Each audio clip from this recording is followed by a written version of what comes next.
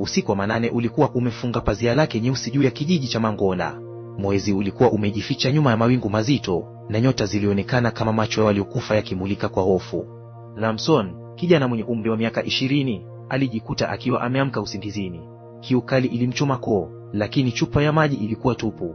Baada ya kusitasita kwa muda, aliamua kuelekea kisimani kilichokuwa umbali wa chini ya kilomita 1 kutoka nyumbani kwao.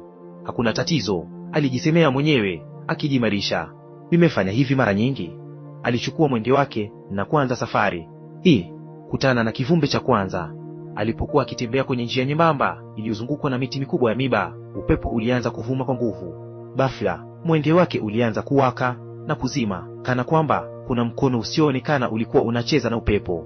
Ndipo akaisikia sauti, sio sauti ya mwanadamu, bali ya kitu kinachovuta pumzi kwa uzito karibu naye. Aligeuka upande wa kulia na macho yake yakazoea giza. Aliona kitu kisicho cha kawaida, kiumbe mwenye umbo la binadamu, lakini kichwa chake kilikuwa kama cha mbwa, macho yake yakimulika rangi ya manjano kama yale ya nyoka. Kiumbe huyo alikuwa amesimama umbali wa mita 10, akimwangalia kwa utulivu wa kutisha. Mwee! Sauti iliyotoka kwenye koo lake ilikuwa kama mchanganyiko wa kilio cha mbwa mwitu na mlio wa mvumo wa nyuki. Ramson alisimama ghafla. Miguu yake ilikataa kusonga. Alijaribu kupiga kelele, lakini sauti ilikuwa makoni kama mfupa. Kiumbe huyo alianza kusonga taratibu kuelekea kwake.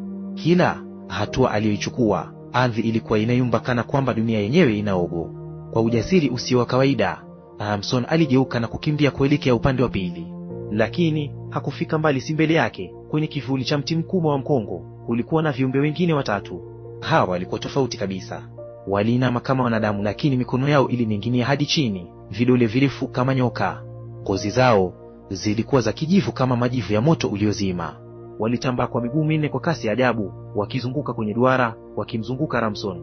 Ramson, Ramson, waliita kwa sauti za kununa zilizojaa huzuni. Aliamini huo ndio mwisho wake, lakini kitu cha ajabu kilitokea.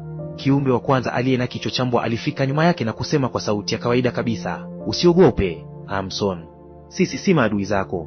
Kisha viumbe wengine walisimama wakiwa wamejinyoosha, na mwanga wa buluu ulianza kumulika kutoka kwenye nyuso zao. Mwanga huo ulifunua kwamba walikuwa viumbe kutoka sayari nyingine. Tumekuwa tukikuangalia kwa miaka mingi, kiumbe mwenye kichwa cha mbwa aliendelea. Wewe umechaguliwa. Kwa nini? Ramson aliweza kuuliza kwa sauti iliyotetemeka. Kwa sababu wewe pekee ndiye unayeweza kuona mizuka ya kweli, si wale wanaotaka kuharibu ulimwengu wako. Sisi tumeleta onyo. Kwa mwendo wa harusi, viumbe hawa walionyesha Ramson picha ya jiji lake likiteketea kwa moto usio wa kawaida, watu wakigeuka kuwa majini kwa sababu ya sumu iliyoachwa na viumbe wengine, si viumbe wa giza wasioonekana kwa macho ya kawaida. Kabla ya Ramson kupata nafasi ya kusema chochote, viumbe hawa walitoweka kama moshi. Sauti ya mwisho ilisikika hewani, utakumbuka usiku huu, Ramson. Ukumbuke, wako karibu sana. Kijana huyo alikimbia hadi nyumbani akiwa amejawa na mshtuko.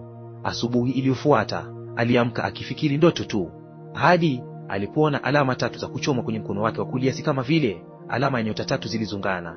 Na usiku uliofuata alipochungulia dirishani kabla ya kulala, aliona kivuli kikubwa kikiwa kimesimama nje ya nyumba yake.